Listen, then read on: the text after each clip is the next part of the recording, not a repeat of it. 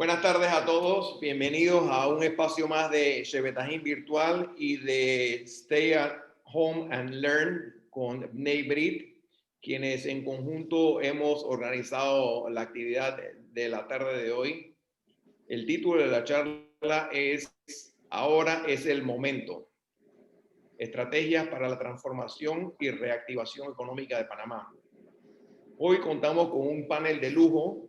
Voy a proceder a presentar a los panelistas. Tenemos con nosotros primeramente a Alberto Alemán Zubieta, director de APCO y ex administrador del Canal de Panamá. Bienvenido, Alberto.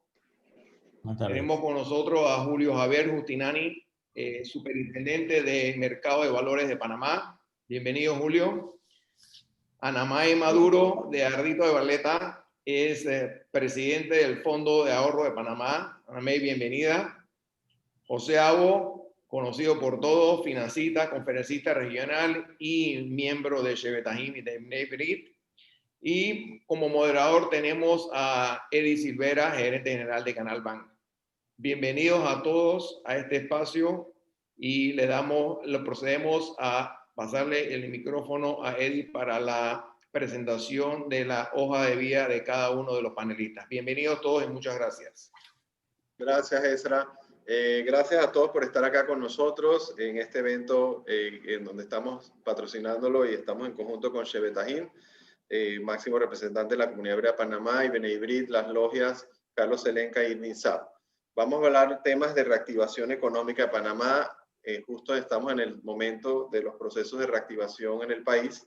Acuérdense que obviamente desde marzo estamos en un proceso de pandemia en donde los efectos del aislamiento y distanciamiento social han sido complejos para los países, en donde los gobiernos de todos los países, incluyendo Panamá, y también los empresarios han estado, y sobre todo los gobiernos, en la diatriba de cómo hacer para contener la pandemia y cómo hacer volver a reactivar y utilizar los protocolos sanitarios y las medidas de distanciamiento para poder controlar y a la vez ya reactivar las economías.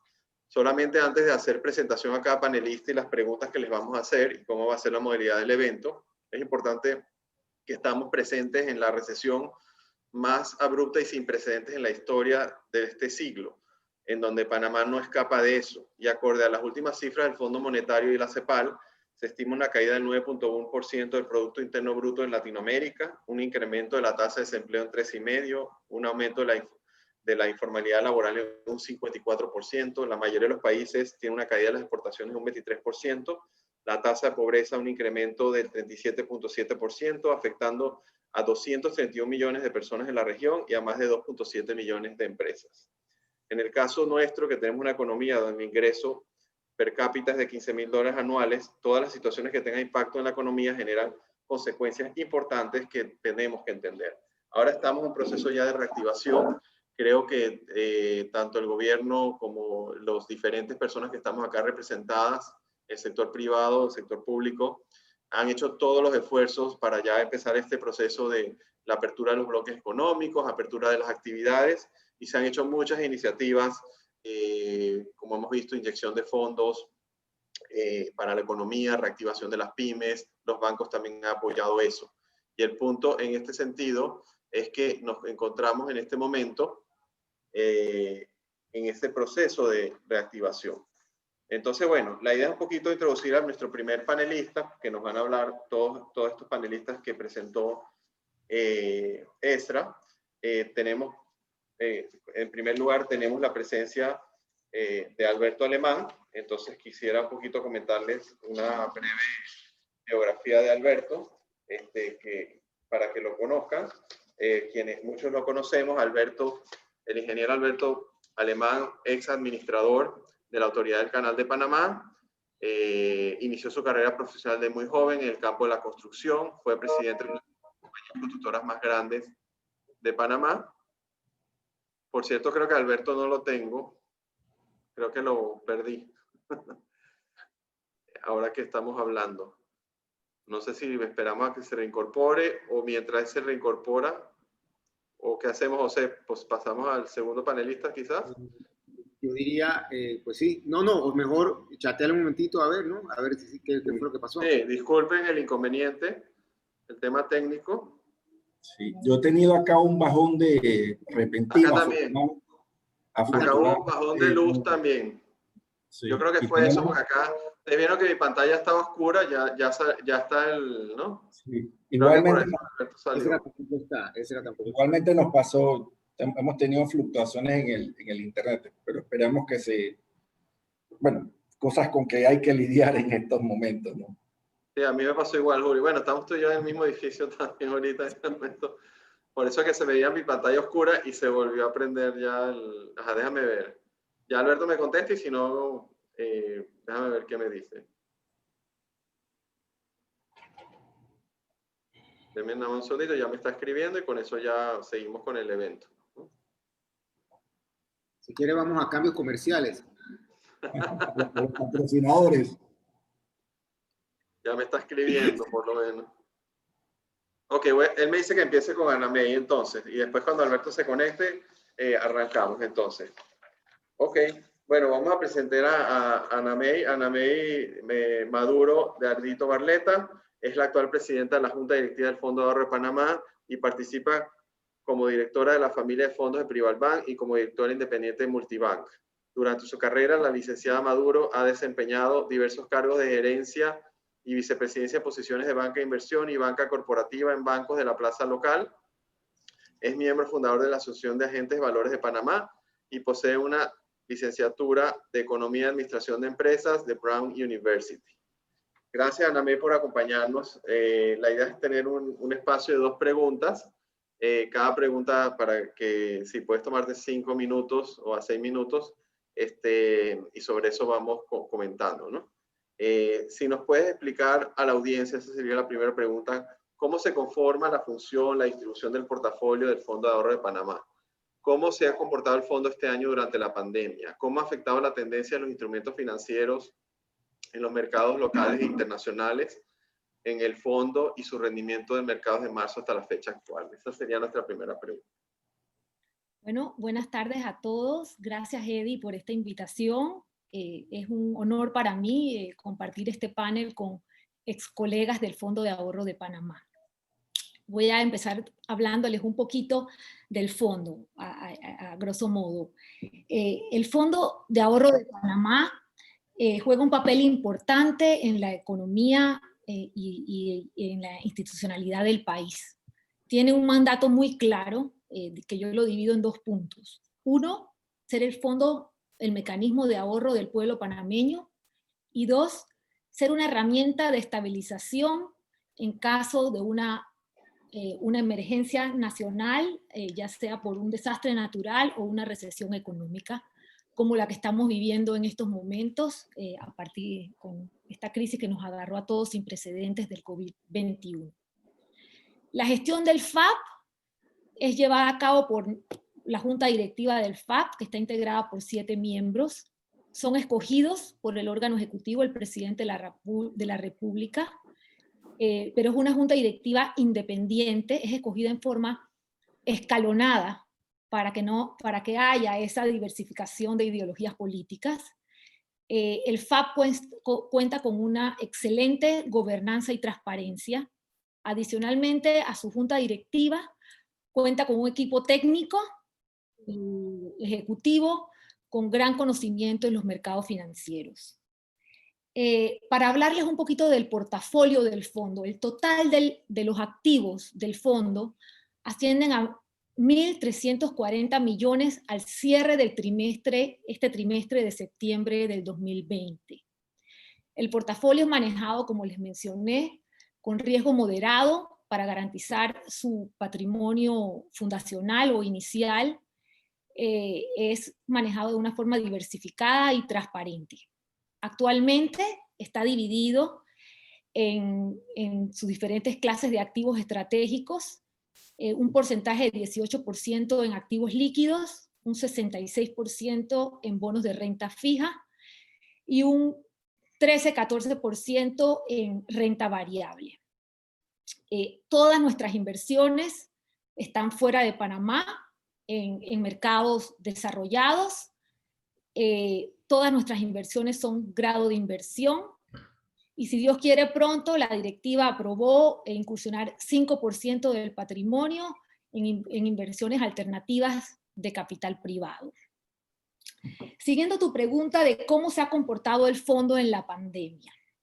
Bueno, a finales de marzo y de abril, como los mercados, experimentamos una gran volatilidad y disminución en nuestro rendimiento por la incertidumbre vivida en el mundo y que todavía estamos viviendo.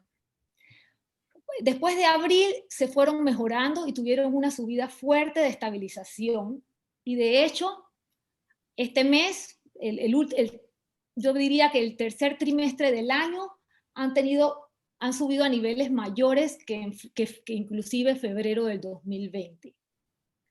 Para mencionarles, el fondo finalizó con un rendimiento acumulado de 3.95% a septiembre del 2020 y con una utilidad de 54.5 millones. Yo les resumiría este desarrollo positivo de los mercados y que ha tenido también el fondo en un par de factores.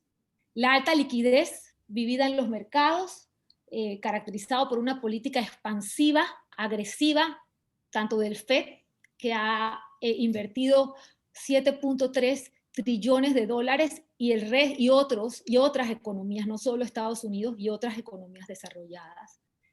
Los fuertes estímulos fiscales que estimulan los diferentes sectores de la economía en países desarrollados. De hecho, ahora mismo hay la incertidumbre si un siguiente estímulo en los Estados Unidos se va a dar por este conflicto entre demócratas y republicanos. La excelente noticia, esta es muy importante mencionarla, la excelente noticia sobre la efectividad de la vacuna Pfizer y Moderna, con porcentajes entre 90 y 94%, que ha disparado los mercados de una manera sorprendente. Inclusive ha disparado acciones de sectores en la economía, turismo, transporte, que habían bajado marcadamente. Y este tercer trimestre del año también se ha estado viendo resultados positivos en las situaciones financieras de diferentes empresas, incluyendo también mejorías en los índices de desempleo de varios países del mundo. Yo me atrevería a decir que esas son parte de las razones por cuales los mercados y el fondo han tenido mejores rendimientos este tercer trimestre del año. Pero igual no quiero dejar de mencionar que uno debe tener presente las olas que se están dando por el rebrote, o sea, las olas y el rebrote, terceras olas de la pandemia en muchos países. Eso es de preocuparse. Y el conflicto que estamos viviendo entre republicanos y demócratas post las elecciones de los Estados Unidos. También es muy importante poner atención en la mayoría, en enero, las elecciones, quién tendrá mayoría en el Senado de los Estados Unidos de América. Gracias, Ana May. Yo coincido contigo y bueno, primero también es muy gratificante ver de que el fondo haya tenido unos rendimientos positivos y una utilidad positiva durante tiempos de pandemia, que eso indica la seriedad y la responsabilidad de la Junta que tú representas, de cómo se maneja este fondo, que es un fondo de todos los panameños. Y coincido contigo en el sentido de que los mercados al inicio tuvieron un tropiezo, pero hubo un rally muy positivo que lo explica lo que tú comentabas. Por ejemplo, la Reserva Federal ha inyectado 300 millones en financiamientos, el Congreso 3 trillones en Estados Unidos, y no solo en Estados Unidos, en Europa también los bancos y hasta en Asia han inyectado muchos fondos y digamos para inyectar la reactivación lo más pronto posible. Las expectativas de la vacuna y la cura, como tú bien dices, de Pfizer, esas noticias creo que ayudan muchísimo la reapertura de las economías y también inclusive yo he escuchado, imagino tú también, el incremento de mini cuentas de brokerage, producto del auxilio, o sea, gente que ha tratado de entrar en estos mercados que creo que ha apoyado en ese sentido. Y dicho esto, bueno, es una buena noticia al haber esos fondos y que creo que era una de las preguntas que te hicieron antes de empezar. que te hizo Alberto y que te la haría yo también, ¿en qué forma ha participado y contribuido el Fondo de Ahorro de Panamá en este programa de reactivación del país? ¿Qué ha hecho el fondo a raíz de todos estos impactos que hemos tenido en salud, economía, social, producto del COVID en Panamá? ¿Y qué monto se va a destinar del fondo y de qué manera se va a utilizar el fondo para apoyar? Porque justamente el fondo se utiliza para eventos como es el que estamos viviendo en estos momentos. Sí, el fondo, siguiendo su mandato de ser una herramienta anticíclica, ha atendido el llamado o la solicitud del Ministerio de Economía y Finanzas, que enfatizo que es nuestro fideicomitente, y hemos, en lo que va del año, hecho 2 aportes claves para apoyar a la crisis que tú mencionas, que estamos viviendo y que esperemos, con apoyo de todos y trabajo de todos, pasar en un periodo menos largo de los que todos queremos. Se han desembolsado un total de 105 millones de dólares. En julio se desembolsaron 85 millones, 5 millones destinados para insumos médicos y 80 millones destinados a un programa existente que se llama el Fondo Solidario de la Vivienda. Este Fondo Solidario de Vivienda es administrado por el MIBIOT y existía antes del año 2020. Para explicarlo un poquito, el Fondo Solidario de Vivienda lo que busca es activar el sector construcción en viviendas de valores de $70,000 y es otorgándole el abono inicial a familias de ingresos menores de $2,000 para que tengan ese abono inicial y puedan obtener su hipoteca de su vivienda. Así que es un apoyo para ambos, para la construcción a nivel nacional, para reactivar empleos y al mismo tiempo el apoyo social a familias de ingresos bajos.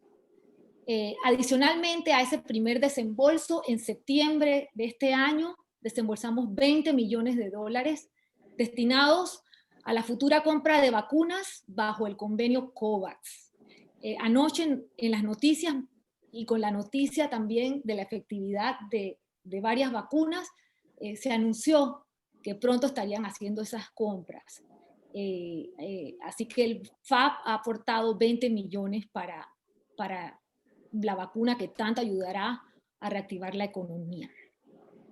Un punto que quiero mencionar, que estoy segura que tocarán otros panelistas, es que por el riesgo, por el riesgo país y las ventajas competitivas de Panamá y varios factores, Panamá ha tenido, el gobierno ha tenido acceso a los mercados internacionales, ya sea el sector financiero, como el Banco Nacional y la Caja de Ahorros, y el sector no financiero para su estrategia fiscal para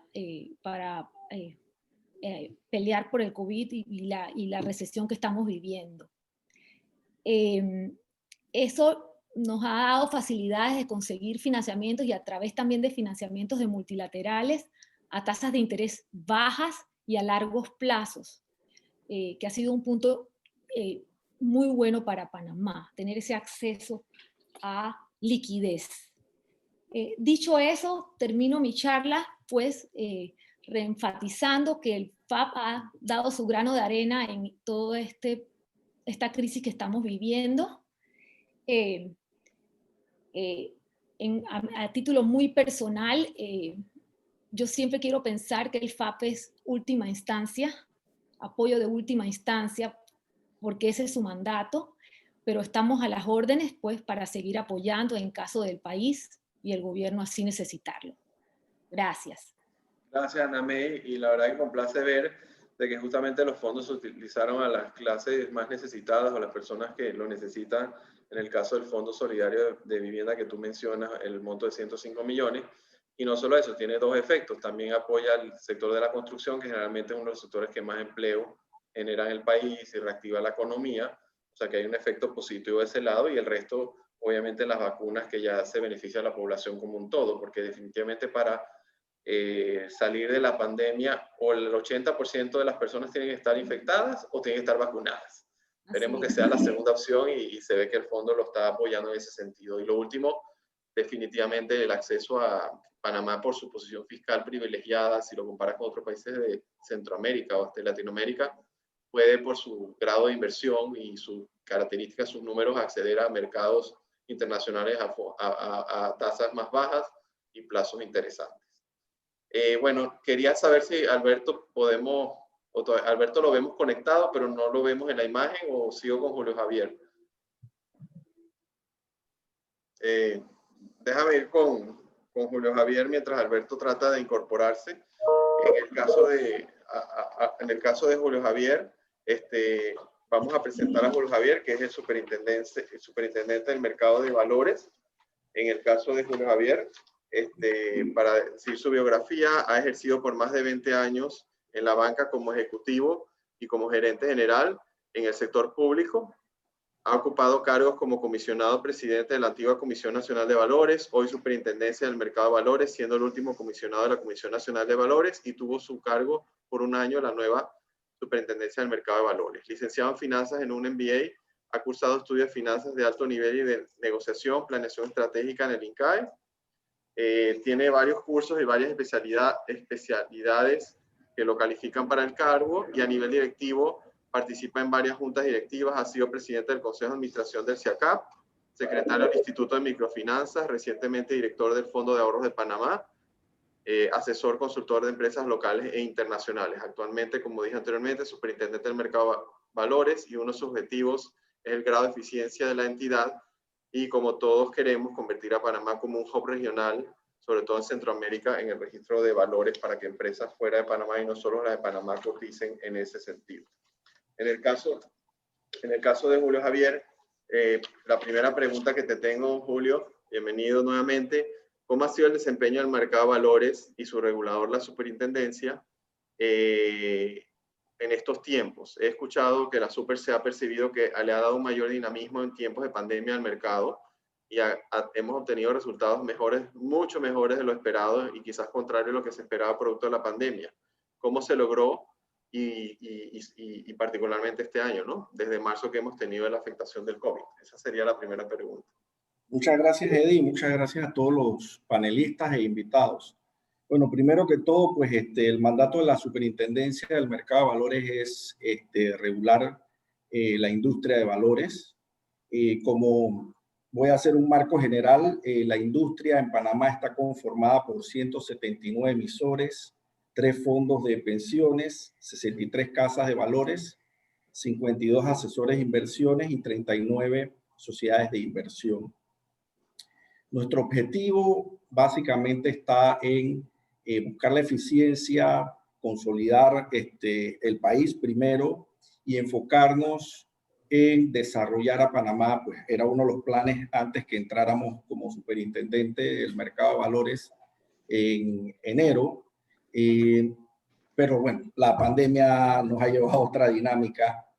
Pero el objetivo es consolidar a Panamá como un centro regional financiero, y para eso pues la Superintendencia del Mercado de Valores, su objetivo, tiene su misión, que es desarrollar Panamá como un hub regional de registros de valores. Y esto con la finalidad de que efectivamente converjan inversionistas que a su vez puedan desarrollar y darle liquidez a través del mercado de valores a las empresas locales. Dicho esto, pues quisimos darle una dinámica, tal vez algo innovador, y unas semanas, un mes, bueno, tomé posesión realmente en febrero, y en marzo convocamos una sesión con todos los participantes de la industria. La dividimos en 2 días en áreas específicas, donde fue un conversatorio realmente de cómo se sentía la industria, qué cosas se podían hacer, todo lo que se podía mejorar, y algunas quejas también que surgieron. De este gran conversatorio salieron aproximadamente como 500 iniciativas, que posteriormente las revisamos, las condensamos en casi 176. Algunas podíamos realizarlas a lo interno, otras conllevan a modificación de leyes. La Superintendencia del Mercado de Valores se maneja a través de acuerdos, tiene una junta directiva independiente, a pesar de que es un cargo igualmente, pues que su junta directiva es nombrada por el Ejecutivo, es una junta directiva escalonada y guardamos una total independencia. Igualmente los fondos con los que opera la Superintendencia del Mercado de Valores son propios de las gestiones de registros de emisiones y pago de licencias, de las diversas licencias que otorgamos. En ese conversatorio, bueno, y salieron otros temas que tienen que ver mucho, tuvimos muchas quejas sobre el tema de las regulaciones que los bancos y casas de valores pues hemos venido sufriendo en los últimos años. Y eso definitivamente ya conlleva a otro tipo de situaciones que se nos escapa, pues, y ahí la respuesta fue clara y concreta. Los temas de regulación, los temas de prevención han venido para quedarse, y cada día se va a tener mayor rigurosidad. Lo que nosotros hemos tratado de hacer es implementar una supervisión basada en riesgo que nos disminuye las horas hombre de los oficiales de inspección en las casas de valores o en nuestros regulados, que obviamente pues es algo un poquito para las personas que están llevando el día a día de su negocio, pues desprenderse un poco y poder atender es algo pues que pues a nadie le gusta que esté pero, un inspector en su empresa. Igualmente pues recibimos información periódica también, pero con la supervisión basada en riesgo ya tenemos modelos, estamos casi en un 85% de la implementación, y con ese modelo nosotros es más técnico, más sistematizado, evitamos el tema de alguna subjetividad, y eso va a ser muy positivo, y sobre todo para empresas internacionales que se quieran y se han establecido en Panamá, porque no es lo mismo que un local, que pues Panamá es un país pequeño y es muy particular en su manera de ser, pues a veces nos conocemos todos, pero un extranjero a veces no conoce la cultura. Y lo que tratamos es, la misión prácticamente era estabilizar todo el sistema financiero. Eso fue producto de varios análisis y estudios que afortunadamente pues pudimos participar antes de estar como superintendentes, pues nos habían convocado, ahí nos ayudó mucho José Abo en las proyecciones como país, se consultaron a muchos profesionales en el tema financiero. Bueno, esa es una de las proyecciones como tal. En miras a eso y a ese conversatorio, pudimos avanzar y podemos redefinir la hoja de ruta que ya habíamos marcado o que teníamos. Obviamente, casi que después de ese conversatorio, como a los 15 días, creo que se presentó la emergencia nacional, y pues ya vimos temas de limitación de personal. Actualmente creo que estamos nunca hemos cerrado la entidad, pero nos mantenemos con un plan de contingencia muy agresivo para evitar pues que si se da un incidente la entidad siga funcionando. Así es que de 120 colaboradores que tenemos, actualmente tenemos entre 20 y 25 que somos los que estamos físicamente. Buena noticia también en cuanto a esa nueva proyección, pudimos, por ejemplo, rescatar algunas empresas, algunas casas de valores que ya habían decidido irse, y nos dimos a la tarea de conversar con ellos y explicarles que los temas de regulación no son propiamente de Panamá, sino que es del mundo entero. Y si tu mercado es América Latina, realmente difícilmente vas a obtener beneficios diferentes, a no ser que estés en Estados Unidos y en Europa, algunos de estos países que no le afecten las listas. Y hemos logrado este año que algunas casas de valores, entre unas mencionadas, no voy a decir el nombre, pero es una empresa que tiene más de 100 años en el mercado, pues solamente con ese tiempo podrán ver pues lo prestigiosa que es, se está colocando nuevamente en Panamá, que eso es muy importante, además de otras que estamos rescatando. ¿Por qué hemos logrado esto? Bueno, básicamente estamos manejando el mismo personal. Afortunadamente conocía un poco la entidad, aunque ha cambiado mucho de los tiempos iniciales que estuve. Solamente he contratado a una sola persona, lo que es la secretaria general, que es una persona abogada, larga experiencia, nos la traímos de la banca, conoce temas de valores, pues que nos dé un soporte. Toda la demás estructura prácticamente se ha mantenido, salvo algunos colaboradores, directores que han renunciado, pues que estamos en el proceso de reemplazo. Yo tengo aquí una pequeña, si me permites, una pequeña presentación que Adelante. creo que es más gráfico.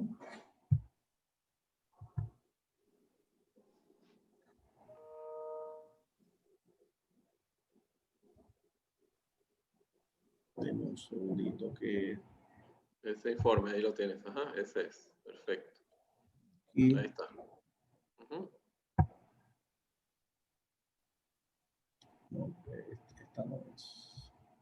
Bueno, básicamente, a ver si corro algunas cositas. Aquí hace un momento la tenía. Pero bueno, básicamente nos habla de las cantidades de acuerdos que hemos logrado durante este año. Tenemos 14 acuerdos, que es una cifra importantísimo versus pues, el promedio de acuerdos que nosotros se manejaban regularmente.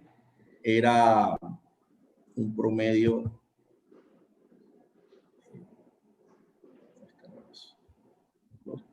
Debe ser que se me ha ido. Ahora sí tengo oportunidad. Pero bueno, básicamente 14 acuerdos versus aproximadamente 3 acuerdos que se manejaban por año. Voy a salir un momentito de la pantalla, voy a seguir conversando para poder ver si logro, porque es interesante verla. Y de eso logramos... casi todos los acuerdos que tuvimos estaban en función de mejoramiento de la eficiencia. Con la eficiencia pudimos lograr que muchas empresas se quedaran. Por ejemplo, hemos metido mucho el tema de sistematización, todo lo que es la parte de envío de información por parte de los emisores es de manera automática. Viene a través de correo. Yo creo que ese es un avance importante. Tenemos firma electrónica y esto ha conllevado definitivamente que tenemos una dinámica que lamentablemente pues el beneficio que hemos tenido es que a través por la situación que se dio con el COVID, nos ha acelerado esta modernización, pues que ya la teníamos en planes, pero que definitivamente iba a ser muy difícil. Aquí tengo la presentación, que iba a ser muy difícil ponerla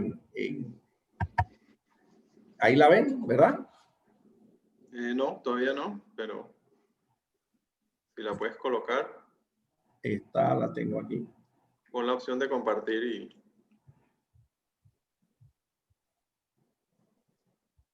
Sí, mientras la colocas es interesante lo que tú estás diciendo, que creo que Alberto después nos va a comentar el tema de no solo a nivel en bancos, quizás en la parte que habló Ana May, pero en general, pienso que el tema de la tecnología se ha acelerado y el uso de la tecnología, ¿no? Todo lo que hablas de firma electrónica, el sistema automatizado para el envío de los informes por correo electrónico, todas esas plataformas, ya sea virtuales o tecnológicas como esta misma de Zoom, ya está presente en todos los aspectos de nuestra vida diaria y obviamente la bolsa de valores y el mercado de valores no escapa de eso, ¿no? Y es bueno saber. ¿Pueden visualizarla? Es bueno que el regulador tenga un rol más de acompañar y de apoyar, ¿no? Aparte de supervisar, y pudiste retener varias casas de valores durante estos meses. No aparece la lámina, no sé. Aquí la tengo. Sí, tienes que poner la opción de compartir, eso sí. Sí. ¿Ya? Ahora sí. Ahora sí está. Y aprovechando, José, Julio, mientras presentas esta, sino por temas de tiempo, nos contestas la segunda pregunta, que cuáles son las expectativas del país en función del próximo año 2021 y qué tendencias de comportamiento se espera en Panamá con lo que viene la pospandemia, aparte de lo que nos ha presentado, ¿no? Adelante. Sí, bueno, mira, es importante, aquí, este año ha sido también un año muy importante. Nosotros tenemos 6.000 millones de dólares en registro. Vale señalar que la emisión de Banco Nacional, las emisiones del gobierno central no están incluidos aquí porque no se pasaron a través de la Superintendencia del Mercado de Valores. Aquí hacia la derecha tenemos la composición de lo que es las emisiones. Y este cuadro es interesante porque un gráfico pues habla más que 1.000 palabras. El promedio de registros por año estaba rondando los 3.000 millones de dólares y hemos logrado pues tener un incremento importante. Con esto te voy a dar un poquito para respuesta a la siguiente pregunta. Hemos tenido un proceso importantísimo y aquí a valorar el compromiso de los colaboradores porque como mencioné pues hace más de 10 meses estamos con aproximadamente 20, 25 personas y el resto en teletrabajo. Así que aquí han llegado emisiones muy complejas y vale señalar dos emisiones que se dieron aquí, la de AES y la de Grupo Aval, que han sido significativas y que habían opciones para hacerla por parte de ellos en España y Colombia. Y pues aquí nos comprometimos a fijar los tiempos que eran necesarios para ello. Así que ese es un punto importante. Los pagos también que se han hecho a través del mercado están por el 2.2 millones de dólares, 2.200 millones de dólares, también una cifra significativa. Y ¿qué tenemos para el otro año? El otro año yo vislumbro, bueno, yo tendría que separar en dos. Expectativas del próximo año con virus activo y expectativas con el virus controlado, a saber pues que entren las vacunas o los tratamientos en ejecución. Si mantenemos todavía el virus activo, yo veo un dinamismo en las empresas corporativos enfocados mucho a la aplicación de tecnología, nuevas oportunidades de negocio. Y ya no solamente vamos a hablar de emprendimientos en función de personas con ideas que quieran desarrollar algún negocio. Veo un emprendimiento corporativo, si lo podemos definir de esa manera. Si tenemos el virus controlado, veo una reactivación económica gradual que va a ser muy importante y que le va a traer un dinamismo al país muy importante, un ánimo interesante, y veo que a través del mercado de valores vamos a tener empresas que están llegando hacia Panamá porque hemos tenido muchas emisiones nuevas y vamos a tener también a la industria bancaria también que se está acercando también y a las industrias del sector inmobiliario por temas de incentivo fiscal que bueno, eso ojalá lo podríamos hablar en otra oportunidad. Y para cerrar, y sé que he hablado así un poquito muy en general, nosotros parte de la alianza estratégica que estamos buscando, pues, y ya que no estamos, el auditorio es la comunidad hebrea, nosotros después de un análisis que hemos hecho, consideramos que Israel es un socio muy estratégico para Panamá, por diversas razones que ya hemos analizado aquí. ¿Cuál es el punto? Estamos buscando una alianza con el regulador de Israel y pretendo buscar que la bolsa también podamos integrar esa bolsa de acá, de Israel hacia Panamá. Conocerán las inversiones que hay en Israel, pero que Panamá le puede servir a ellos como un puerto de entrada hacia América Latina. Y pues en eso ya hemos tenido la primera conversación con el embajador Reda y pues estamos haciendo pues, todos los protocolos correspondientes para formalizar eso. Y creo que si eso se da definitivamente, nosotros vamos a ser una potencia en temas de registro de valores, en temas bursátiles en Panamá para la región. Gracias y perdona por los inconvenientes porque también se nos había ido, parece que con el bajón de luz se habían perdido. No hay problema. Pero no, muy interesante presentación, Julio, te agradezco. Es bueno saber que a pesar de la pandemia, como tú bien comentaste, las emisiones en porcentajes contra el 2019 subieron de una manera significativa con 6 billones de dólares nuevos, y también los pagos, que eso asegura también que a pesar de la pandemia se honoraron los pagos de capital e interés de 2.2 billones. Eso creo que es algo importante. Como tú mencionas, me gusta mucho escuchar el tema regional y de empresas internacionales cotizando en Panamá, lo que comentaste, Grupo Aval y AES. Y por último, pienso que una alianza con Israel es bueno porque Israel está casi que a la altura, después de Estados Unidos y China, de empresas de startups y de emprendimiento, de empresas innovadoras a nivel mundial. Así que yo creo que eso es algo muy interesante, que se puede capitalizar, tener esos capitales semillas a través del mercado de valores también en Panamá. Entonces, bueno, Alberto, bienvenido de vuelta. Este tema de bajón nos afectó a todos, pero aquí estamos. La idea es como la reactivación. Tenemos que pasarlo los inconvenientes. Pero mira, para presentar a Alberto, Alberto Alemazovieta, que todos conocemos, fue ex administrador CEO de la Autoridad del Canal de Panamá. Él inició su carrera en el campo de la construcción, tuvo una de las constructoras más grandes de la República de Panamá. También fue administrador de la extinta Comisión del Canal de Panamá de 1996 a 1999. Después de ser administrador, estuvo a cargo de la administración de la vía interoceánica en el momento de que se transfirió las operaciones del canal a la República de Panamá en 1999. Adicionalmente, en el 2005, la Junta Directiva lo religió para seguir al frente de la ACP. Luego de 16 años de servir al país, y de verdad que el Canal de Panamá es la empresa emblema, y la verdad como ha sido manejada por los panameños es ejemplo en la región y a nivel mundial. Él retorna a la práctica privada como ingeniero y consultor en logística y administración de proyectos en APCO Global, donde es socio fundador y CEO. El ingeniero también ha participado en varias juntas directivas como el Fondo de Ahorro de Panamá, que ahora preside Ana May. Ha sido miembro del Consejo de Relaciones Exteriores de Panamá, es director independiente de Global Bank, del Cordón de Vida, entre otras empresas. Nativo de la ciudad de Panamá, es ingeniero, como dijimos anteriormente, de la Universidad de Texas A&M. Reside en Panamá junto a su esposa Ana Matilda y sus 3 hijos. Y bueno, con Alberto le vamos a hacer 2 preguntas muy importantes de toda su experiencia que tiene y su visión. La primera sería, Alberto, ¿cuáles son los elementos y acciones que tú consideras se necesitan para que las empresas puedan reactivarse en esta economía cambiante, con nuevas formas de trabajo, trabajo a distancia, teletrabajo, la tecnología, las nuevas realidades? Y una pregunta asociada es, ¿vamos a volver a un mismo escenario cuando venga la vacuna? Que ya Ana Maya habló de buenas noticias en ese frente. Esa sería la primera pregunta, Alberto, bienvenido. Sí, muchas gracias. Sí, yo estuve oyendo todo a pesar de que el bajón de electricidad me motivó a cambiarme para el plan B. Así que vine para mi oficina, que por suerte está muy cerca de mi casa. Qué bueno.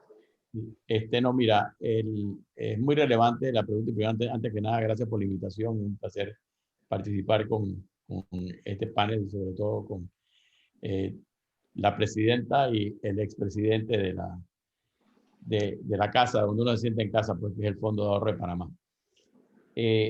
Ciertamente que esta pandemia va a motivar muchos cambios. Y yo creo que uno tiene que mirar los cambios en función de oportunidades. Tienes 2 maneras de ver las cosas, una que te ahogaste y la otra que tienes una nueva oportunidad para cambiar. Y el cambio debe ser, en la manera de pensar, una constante. Y esto va a forzar a cambios importantes en las empresas, en la manera en que estamos acostumbrados a trabajar, ha acelerado de manera importante muchas cosas que antes no se hacían. Hace unos días atrás conversábamos con un grupo sobre el tema de logística, por ejemplo, y se comentaba de que había pasado años en tratar de que se habilitara un sistema rápido de manejo de documentación, el manejo de la carga containerizada. Bueno, la pandemia hizo que eso sucediera en cuestión de un mes y medio. Algo había tomado 7 años y no había manera de hacerlo, ¿no? O sea, esto está forzando a la gente a pensar diferente, a actuar diferente. Yo creo que hay que coger esa oportunidad y hacer la realidad. Yo he visto, me he dado cuenta de muchísimas gente que está metiéndose haciendo emprendedurismo, buscando alternativas. Esto ha movido el piso a muchas personas, la ha sacado de su área de confort, y eso no es malo. Honestamente, eso no es malo. Yo creo que nosotros tenemos que acostumbrarnos a vivir con este virus. Esto no es un tema solamente de que tú no vas a vacunar al 100% de las personas. Tienes aquel pues que se vacuna, pues se está protegiendo más, pero va a existir, igual que existe el SARS y existe otros virus que hay hoy en día. O sea, y esto lo que nos pone y nos plantea es nuevos retos. Miren, en una conversación con un grupo, yo les decía si ellos pensaban que efectivamente había habido un tema económico como este que está pasando, que es durísimo, es un tema durísimo y no lo quiero menospreciar ni mucho menos, pero uno tiene que empezar a veces un poquito para atrás, ¿no? Y aquí en Panamá en su momento, en los finales de los 80, yo era presidente de la Cámara Panameña de la Construcción y la cantidad de permisos de construcción en ese momento eran $50,000 en el país entero. O sea, no había bancos, no había construcción. O sea, eso era una crisis de verdad. O sea, Panamá ha pasado por crisis duras, hemos pasado por momentos difíciles. Pero es un país con mucha resiliencia, es un país con mucha capacidad de recobro y rápido. Porque tenemos la ventaja que no somos muy grandes. Y tenemos una estructura con un sistema financiero robusto que hay que defenderlo. Una de las fortalezas grandes de nuestro país es el sistema, y me complace mucho, Julio Javier, viendo el crecimiento y la manera como estás viendo hacer crecer la bolsa de valores de Panamá, aún en estos tiempos. Y eso es muy, muy positivo. Yo creo que Panamá tiene un rating que le da acceso a todos estos capitales, cosa que lo ha hecho y muy pocos países. Nosotros, similar a esto, pasó en su momento en el tema de la ampliación del Canal de Panamá. Nosotros firmamos el préstamo para el financiamiento de la ampliación del Canal de Panamá, era en la peor crisis financiera que había habido en la historia de la humanidad prácticamente. Y lo firmamos un 9 de diciembre del año 2009, cuando aquí esto era no había un real. Y todos los países de la región nos veían con mucho celo porque los multilaterales nos estaban dando $2.5 billones. Entonces, yo creo que tenemos la oportunidad, Panamá ha mantenido y en eso hay que ser, cuando nosotros vemos otros países y vemos que su porcentaje de endeudamiento contra el PIB es 90%, 80 y tanto por ciento. Panamá ha sido muy disciplinado en eso. Ahora mismo estamos tomando deudas. Lo que hay que estar y ser muy cuidadoso es poner esa deuda a trabajar adecuadamente. No debe ser para pagar salarios, ¿no? Debe ser para poder mover la economía. Y la economía va a ser anticíclica. El Estado tiene que poder reaccionar a apoyar a que el Estado tenga vaya por delante, defienda la parte de salud, que es muy importante, pero al mismo tiempo tiene que haber una reacción económica haciendo obras que no tomen 3 años en poder ejecutarse. El problema a veces está en la capacidad de ejecución, no en el querer hacerlo, es en poder ejecutarlos. Aquí nosotros hemos vivido, y es hasta cierto punto un nivel preocupante, de aquí tenemos varios miles de millones de dólares en obras que no se han terminado, que tienen más de 10 años y no se terminan. Entonces, eso dice mal de la capacidad de ejecución, de administración, que en estos momentos es vital. Porque para poder generar capacidad de empleo, tenemos que hacer obras, y puede ser que el sector privado va a poder y va a tomar un rol, yo creo, importante en poder generar esto. pero también lo tiene que hacer el sector público. Y Sí. para eso son este tipo de tomar deuda. Si la gastamos, esto es como la cucarachita mandinga, ¿no? ¿En qué vamos a gastar el real? Y eso tenemos que Así ser muy cuidadosos y hacerlo muy bien. Y hay grandes oportunidades realmente, pienso yo, por ejemplo, este mundo está cambiando y no solamente en Panamá. Cuando uno mira el tema de logística, y por ejemplo, ha habido un crecimiento en el sector portuario en Panamá, porque Panamá es un centro de transbordo y la industria marítima, por ejemplo, ha utilizado este centro de transbordo casualmente en un tema de pandemia. Ha consolidado sus tráficos y los puertos panameños han crecido. Son número 1 ahora mismo en Latinoamérica. Entonces, lo otro que está sucediendo, donde países, por ejemplo, como México lo están capturando, porque pues tienen su nafta, o como le llaman ahora, ¿no? Y que tienen acceso a otra cosa que es importante en México, que es el tema de energía barata. Pero nosotros tenemos posicionamiento geográfico, una muy fuerte infraestructura de logística.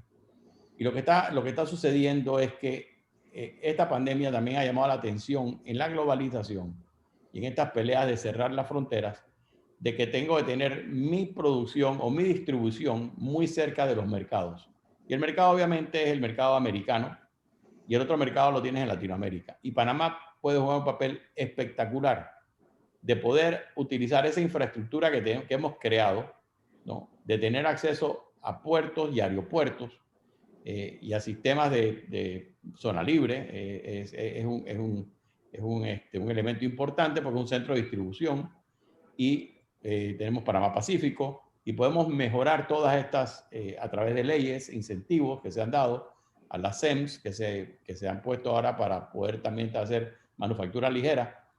Eso es apoyar esas industrias para poder generar trabajo a los panameños. Y de nuevo, como somos 4 millones, nuestros porcentajes se pueden acelerar muy rápido. Y es con tecnología y con capacidad de entender que estamos en un mercado donde el tiempo y la manera de actuar rápido es lo que hace la diferencia. Entonces, sí hay oportunidades porque el mundo está cambiando y no podemos poder capturar eso. Yo siento que ahí hay un factor donde se debe entender esta nueva dinámica y ajustarse rápidamente a ella. Y un ejemplo triste, pero es la realidad para ver cómo Panamá sirve.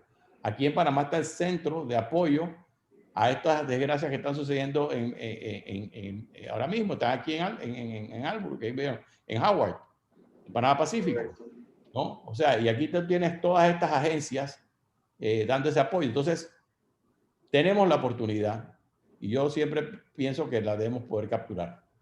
Gracias, Alberto. Creo que con eso nos contestaste la siguiente pregunta que ya la comentaste, de que también diste tu visión de la reactivación en los sectores de distribución, logística, en la época pandemia, y hablaste de los cambios en la consolidación de la industria de producción y ensamblaje en los mercados, que, como el ejemplo de México que comentaste, que creo que es importante. Y yo creo que, bueno, aquí Alejandra Shatsky está comentando del mayor reto con la desigualdad, pero aparte del tema de la desigualdad, que hay que trabajar eso muy fuerte. Como tú bien decías, hablaste del endeudamiento y hiciste referencia al 2009. Por ejemplo, el 2009 con la crisis, los gobiernos lo que tenían era política de austeridad, no endeudarse, una disciplina fiscal. Y ahora con esta pandemia, ese no ha sido el dictamen, ha cambiado. La nueva norma es endeúdate, inyecta fondos en la economía. Y como tú bien dices, Panamá ha sido más responsable de tener un 40%, quizás un poco más ahora con este tema, del total del PIB, cuando en otros países tiene el 80 y 90%. Entonces sí, hay que tener eso porque alguien al final va a tener que pagar la cuenta. Eso y bueno, eso es el desafío en ese sentido. No, y nada más que, dime, adelante. Sí. Comentario final querías hacer, sí, perdón. Sí. Nada más que hay un tema que yo creo que uno tiene que entender cuáles son nuestras, así como cualquier empresa, tú haces tus fortalezas y tus debilidades. Nosotros, por ejemplo, en este país, yo siento que cuando queremos entrar en manufactura liviana, cualquier tipo de eso, un tema que es importante es energía, ¿no? Y eso nos va a poner a ser más o menos competitivos. Así que esos son factores que hay que mirar. Y yo creo que las oportunidades están allí de poder capturar eso, ¿no? Panamá tiene y siempre tiene esa oportunidad. Yo creo que hemos perdido un poco de espacio con nuestros países vecinos. La ampliación del Canal de Panamá abrió todo un espectro diferente del negocio, y hemos dejado hasta cierto punto, nos hemos dormido un poquito. Yo creo que esta pandemia nos debe despertar de esto y ponernos realmente a enfocarnos en las cosas que verdaderamente hacen sentido. Y estoy totalmente de acuerdo que para mí la única manera verdadera de poder reducir la desigualdad es a través de la educación. Y lo voy a dejar ahí porque ciertamente esa es la manera, y hay que meterle la mano a la educación para darle la oportunidad a la gente de educarse y poder aspirar a reducir esa brecha que tenemos en el país. Totalmente de acuerdo. Y justo yo hablé con Ana May antes de esta charla del tema de transmitir conocimiento, como no solo estos Zoom, sino en general, el tema de educación en general a todo nivel es clave, y esa es la forma más viable de ir cerrando esas brechas sociales. Gracias, Alberto, y de verdad que muy excelente. Y el tema energético es clave, que tú eres un gran conocedor y aportas mucho en ese tipo de proyectos y asesoras a compañías en ese lado, ¿no? Por último y no menos importante, last but not least, como dicen en inglés, tenemos a José Abo, que agradecemos que nos apoyó a construir este panel. José Abo es conferencista financiero regional, muy conocido aquí, muy querido en la comunidad. También ha estado con nosotros y ha compartido otros espacios con nosotros en Bnei Brit y también en Shevetahim. José Abo fue presidente del Fondo de Ahorro de Panamá, también es asesor financiero independiente. También fue consultor de Credit Suisse. También fue vicepresidente internacional de proyectos financieros para Panamá y el Caribe en Cable & Wireless. Y también ha sido el fundador y director de la compañía FX Valores Financial Research and Analysis.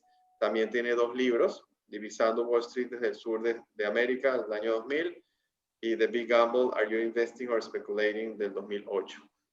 José es muy conocido, tiene artículos de opinión, es una persona es referente en todo lo que es economía de Panamá y de la región, y yo creo que, nos va a aportar mucho ya como para cerrar y concluir el evento, ¿no?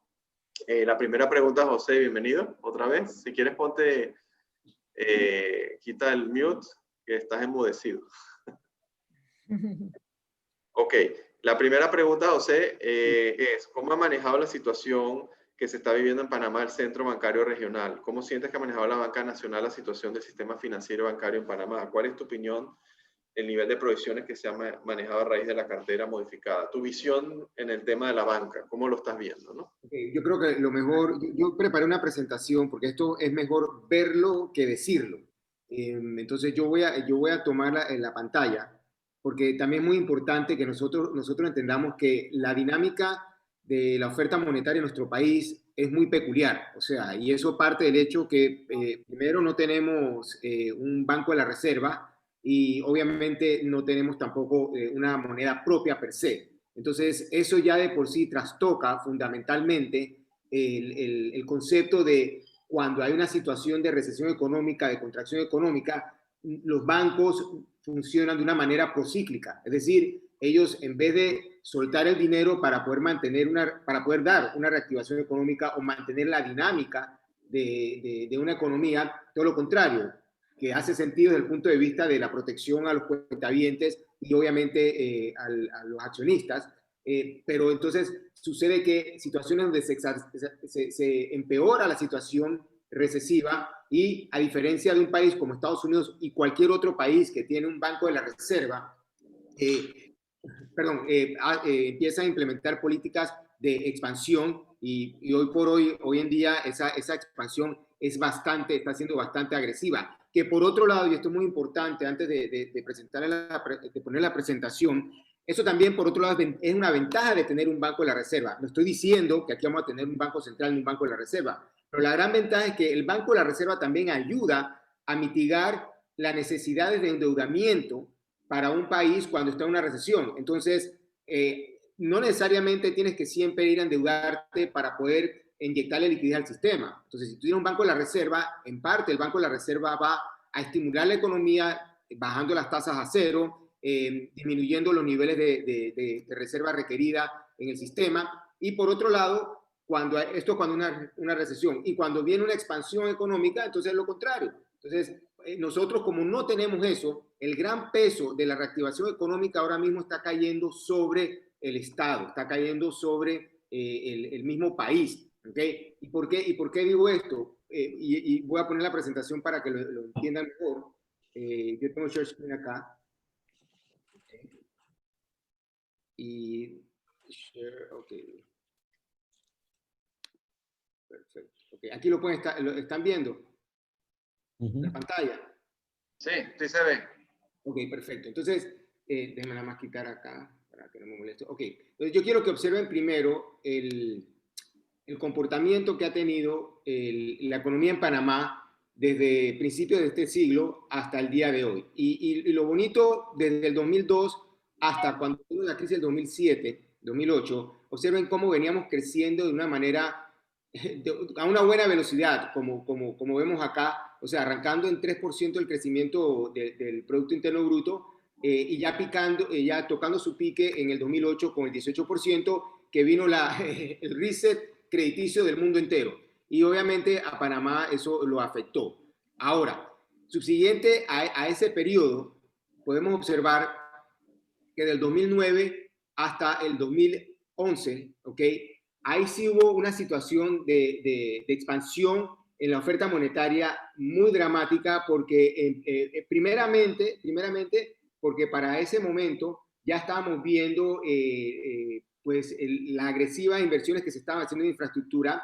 La inversión extranjera directa en Panamá en ese momento estaba llegando a niveles récord, ¿okay? Y eso permitió que Panamá sobresaliera dentro de las otras coyunturas a nivel global, inclusive regional y global, como uno de los países de mejor crecimiento dentro de una crisis.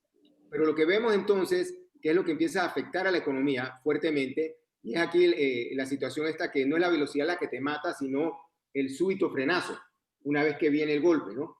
Pues subsiguiente al golpe cuando viene. Entonces, aquí podemos observar cómo la economía de Panamá recuperó muy bien, y esto fue un recalentamiento que tuvimos por la expansión para estos años, el 2010, que también en ese momento se registró uno de los niveles más altos de inflación que tuvimos en aquel entonces. Y nuevamente, eso va con lo que le decía anteriormente, o sea, la naturaleza procíclica de los bancos en ese momento, pues, los empujaba a seguir prestando y prestando y prestando para que siguiera creciendo la economía. Obviamente aquí se hicieron las burbujas de propiedades y en ese momento también el petróleo había llegado a cerca de niveles récord, 130, si mal no recuerdo fue el pico del precio del petróleo, pero eventualmente todo eso afectó a Panamá fuertemente porque subieron los costos, la economía se empezó a enfriar y de ahí también paulatinamente se fue bajando la inversión extranjera, los desarrollos de infraestructura, etc.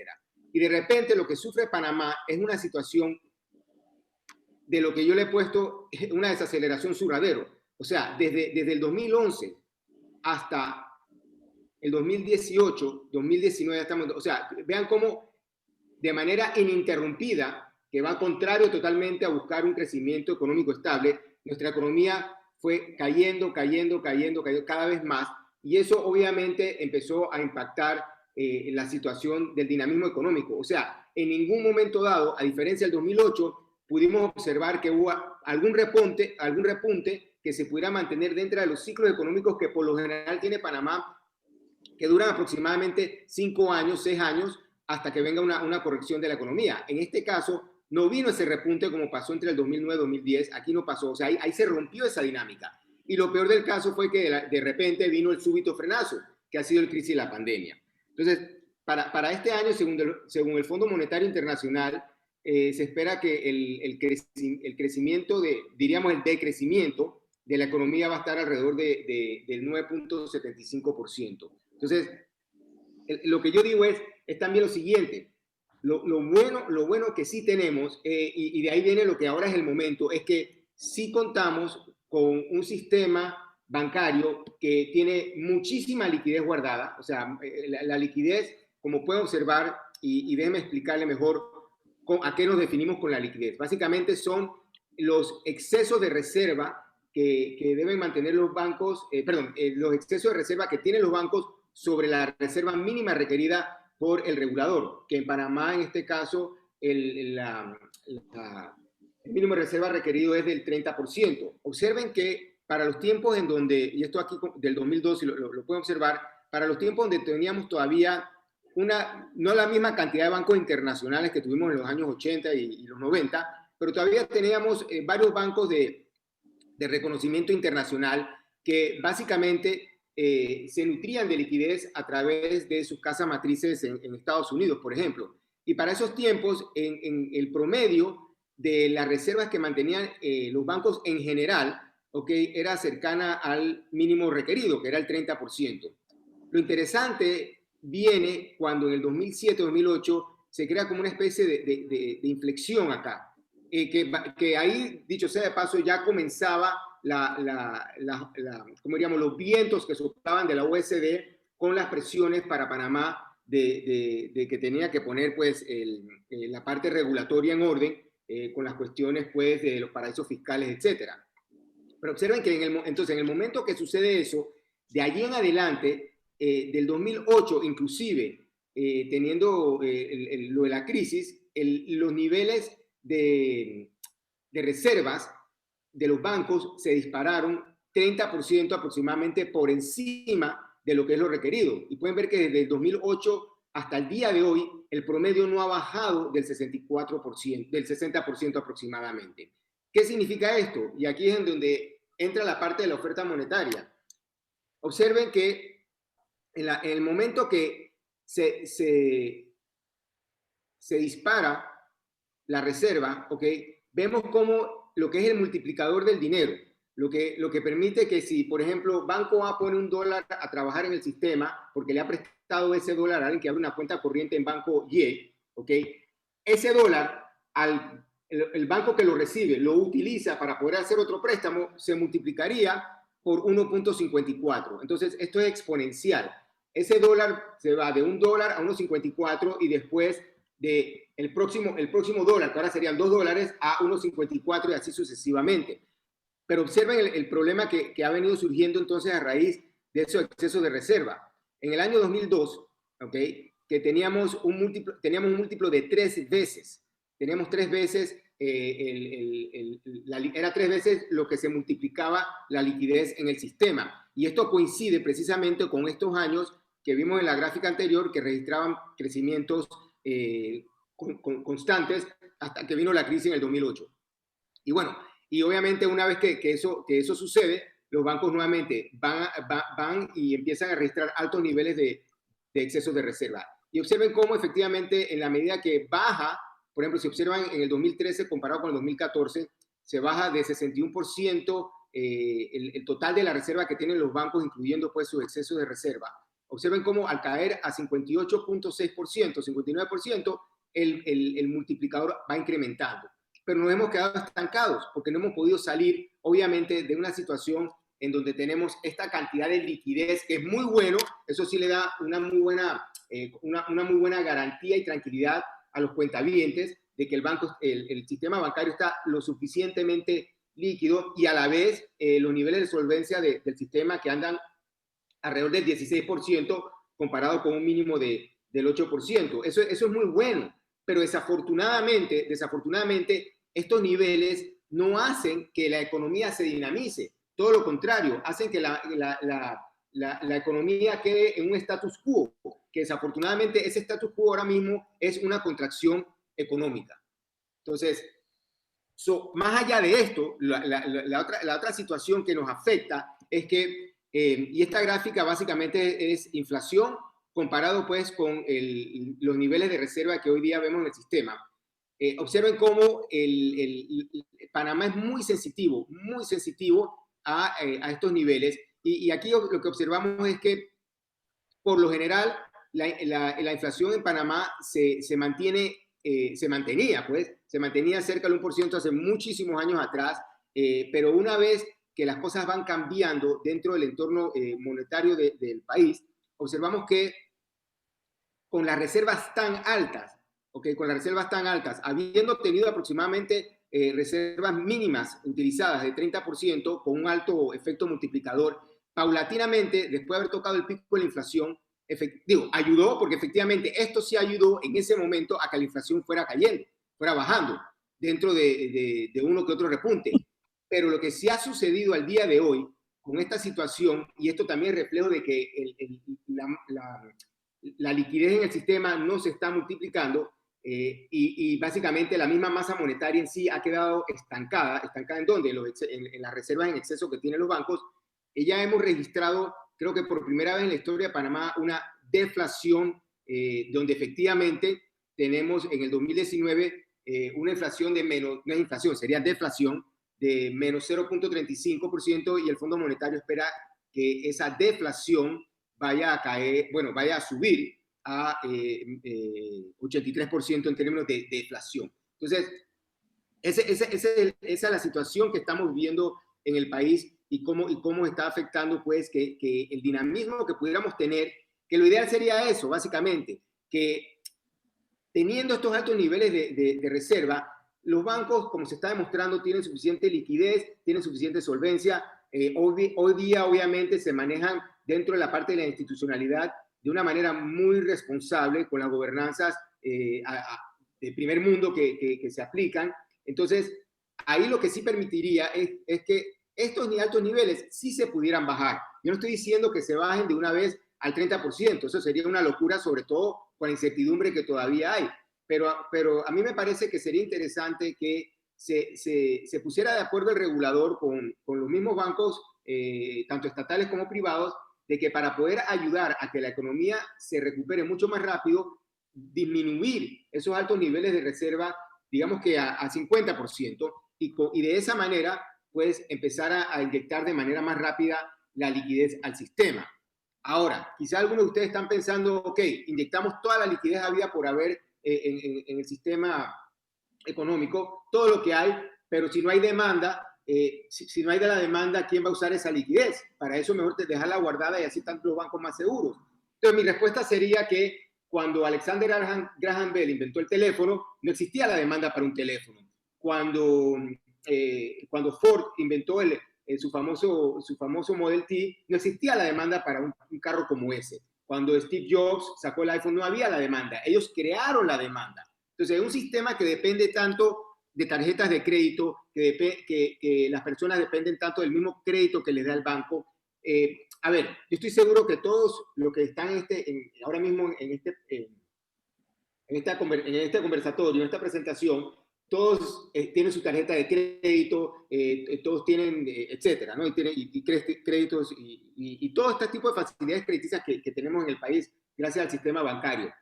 Pero por lo general, lo que nos mandan los bancos con la tarjeta de crédito son promociones, que si usan la tarjeta, o sea, la economía está en una contracción, pero si usas la tarjeta, bueno, te damos 10-15% en algo, en lo que vayas a comprar, un descuento si utilizas mi tarjeta.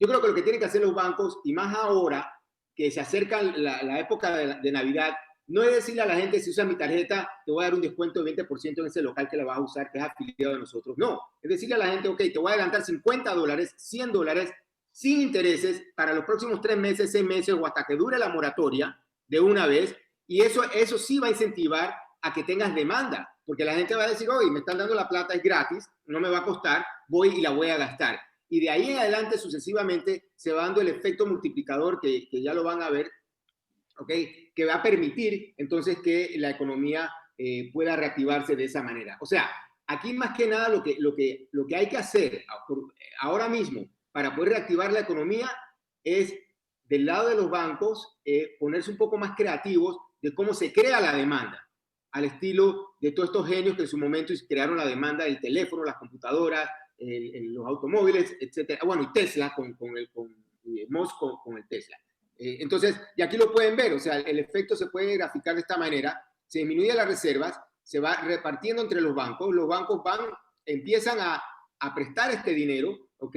Obviamente tiene repercusiones positivas sobre la economía, y lo mejor de todo es que acordémonos que a raíz de la contracción económica, o sea, cuando el país cae en una contracción, es que no solamente es per se que se paralizan las construcciones y que se paraliza el movimiento del tráfico y eso, también hay un efecto multiplicador en las consecuencias que eso puede tener para el país, más allá de solamente el decrecimiento económico, porque ha incrementado el desempleo, lo que le ejerce presión a la Caja del Seguro Social.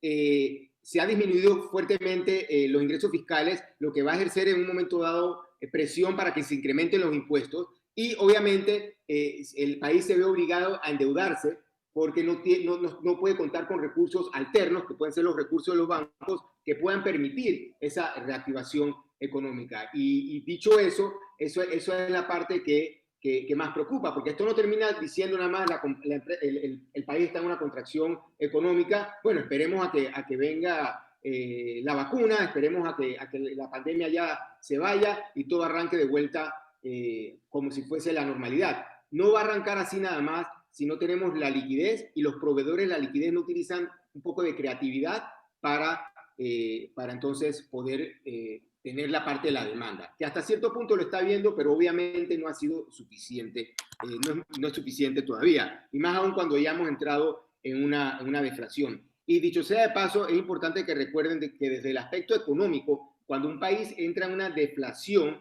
eso implica que las tasas reales ajustadas, no una inflación, sino una deflación, hacen mucho más costoso el pago de deudas.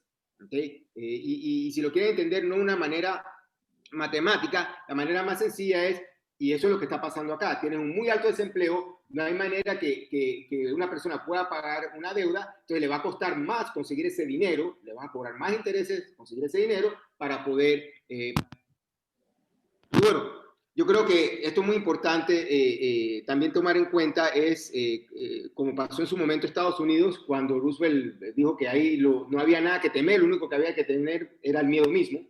Y yo creo que si nosotros tenemos confianza, que estoy seguro que todos las tenemos en el país, la convicción de que nos vamos a recuperar, yo la tengo. Yo sí siento que el país va a recuperarse en forma de V. Yo creo que en su momento los bancos sí van a realizar que es mejor poner a trabajar ese dinero en exceso que tienen que dejarlo guardado en el colchón, que obviamente esa no es la función de un banco. La función de un banco es utilizar su mecanismo de medición de riesgo razonable y poner a trabajar el dinero. Y bueno, y eso va con lo que el riesgo es bueno, como decía Abel Caníbal. El problema es cuando uno lo gestiona de manera inadecuada. Y obviamente eso no es la situación con el sistema bancario aquí en Panamá. Gracias, José. Una presentación muy completa. Te felicito. Y yo creo que ya para ir cerrando, lo que tú comentas es cierto. Claro, la falta de un banco central en Panamá, el hecho de que la mayoría de los bancos son bancos nacionales y regionales, se han incrementado los niveles de lo que es de liquidez y reservas a unos niveles bien altos, lo cual da la confianza al depositante, pero como tú bien dices, la función de nosotros en los bancos es gestionar riesgos, administrarlos bien, y también obviamente el buen uso de la liquidez y colocar los fondos, porque la función del banco es intermediar y no invertir esos fondos en otros temas. Entonces, yo dejaría una pregunta, pero ya la dejamos para otro foro. ¿Qué va a pasar después? No la contestamos ahorita. Cuando en junio venza la tercera fase de la moratoria, hay un desafío importante, y yo creo que, bueno, está un buen mensaje de José de qué creatividad usan los bancos para poder reactivar la economía y qué pasos tenemos que hacer. Bueno, con eso estamos ya en el momento del cierre. La verdad que yo estoy agradecido del alto nivel de las exposiciones de todos, tanto de Ana May como de Julio, Alberto, José. La verdad que todos muy acertados, y yo también soy positivo como ustedes cuatro, y yo creo que podemos hacer una gran apuesta a la reactivación económica. Y mira, y muchos de ustedes no nos ha ido tan mal, a pesar de la pandemia. El país tiene buenos niveles de liquidez, a nivel de los mercados de valores se han hecho cosas interesantes, el Fondo de Ahorros también ha respondido, Alberto también habló un poco de la reinvención. Con esto ya dejo para las palabras finales y el cierre a nuestro querido Nathan Simon, presidente de la B'nai B'rith, de la logia Carlos Selenca. Nathan, al igual que yo, modera muchos de los eventos que hacemos aquí en Stay Home and Learn, y la verdad que siempre es bueno que él nos dé sus reflexiones finales y su opinión del tema. Y con eso procedemos al cierre, y bueno, los esperamos pronto. Ahí Nathan nos tiene una sorpresa de un evento. Bueno, él decidirá si lo comenta, y si no lo anunciamos más adelante. Adelante, Nathan. Buenas tardes, realmente me siento privilegiado de estar en compañía de este elenco de panelistas, porque si hay algo difícil en este momento y requiere cierta valentía, es mandar un mensaje o enviar un mensaje a la población panameña y a este auditorio que en su mayoría es parte de la comunidad judía que hace vida en Panamá, lleno de esperanza, lleno de espíritu positivo, de resiliencia. Es como hacer una especie de radiografía, quizás escáner de la situación en tan poco espacio de tiempo, ¿no? Sobre todo porque todos los panelistas han tenido el cuidado de mantener un equilibrio entre lo positivo y lo crítico, porque ese es el mensaje que se está esperando. Y estoy seguro que este será apenas de otros que han habido, pero quizás uno de los más completos y más, si se quiere, visualizantes o visualizados de la realidad panameña. Simplemente quiero también agradecer, pues, por supuesto, a Eddie, a la plataforma Stay at Home and Learn, habernos distinguido con estas palabras de cierre, a nuestra logia hermana Irving Sapp. Simplemente quería referirme rápidamente a algunas de las intervenciones que me parecieron muy interesantes. Está, por ejemplo, la intervención de Julio Justiniani, del superintendente de Mercado de Valores, donde quizás el mensaje que él trajo es de que paralelamente al papel regulador, ¿verdad?, de cualquier ente de estas características, de cualquier superintendencia, debe también estar el papel promotor. Y muchas veces hay que buscar ese equilibrio, porque quizás lo que se está esperando en este momento en Panamá es precisamente no la falta de regulación, pero sí mayor énfasis en la promoción. También quiero rescatar de Ana May Maduro de Ardito su excelente presentación y cómo a estas alturas de la pandemia y de la situación se ha fortalecido de alguna manera el Fondo de Ahorro de Panamá con todas estas excelentes noticias que nos ha dado y cuadros. Así también quiero referirme, y sobre todo que se hizo referencia a la parte de las vacunas, que Dios mediante estamos esperando a ver cuáles van a ser los resultados reales, pero sin duda que ya crea un escenario totalmente distinto, ¿no? Increíble la influencia que pueden tener estas noticias buenas en la reactivación de la economía. También me quería referir rápidamente, voy más o menos en orden de presentación, a la parte, regreso otra vez con Julio Justiniani, de la alianza con Israel, con los organismos reguladores, me parece excelente, y por lo que apuntaba también Eddie Silvera, de estos países que están en punta en la parte tecnológica en estos momentos. También quiero recoger de Alberto Alemán, tomando en cuenta su experiencia, ese espíritu de resiliencia que ha mostrado en cada momento de su intervención, ese positivismo y cómo, digamos, se afinca en cosas muy tangibles como el crecimiento portuario. José Abo, nos has brindado, José, una panorámica, unos gráficos que realmente son para publicarlos y para llevarlos a la mayor parte de personas, porque ha sido muy, muy nutritivo, sobre todo muy bien estructurado. Bueno, no quiero extenderme, sino en nombre de la logia de la B'nai B'rith Carlos Zelenga, de nuevo felicitarlos y agradecerles pues ese mensaje que nos han transmitido. Muchas gracias, Eddie, y felicitaciones por tu moderación como siempre. Bueno, gracias a todos. Y ahí, Ana May, te dejo una tarea que están preguntando si van a usar parte del Fondo de Ahorro para la educación, comprar tablets. Pero bueno, eso nos lo contestarás después. Gracias a todos y buenas tardes. Muchas gracias, a la orden. Buenas tardes.